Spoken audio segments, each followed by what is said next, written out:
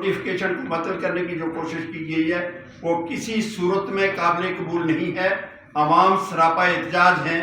اس care taker government کو چاہیے کہ فوری طور پہ اس کا یہ نوٹیفکیشن جو ہے اس کو معطل کرے، اور یہ ضلع جو ہے یہ انشاءاللہ جاری و ساری رہے گا۔ یہ عوام کی فلاح و بہبود کے لیے ہے۔ یہ اس لیے بنایا گیا تھا کہ یہاں پہ لوکل لوگ جو ہیں ان کو بھی اس کا فائدہ ملے، اور جو ٹورسٹ ہیں وہ بھی بآسانی اس ایریے میں جو ہے نا ان کو سیر و تفریح کے مواقع مل سکیں۔ بڑی سوچ و بچار کے بعد اس پہ جو ہے نا یہ سارا سلسلہ کیا گیا تھا۔ اس حکومت کا کام جو تھا وہ تو کر نہیں رہی، اور یہ الٹا مہنگائی میں دن بدن اضافہ کر رہے ہیں۔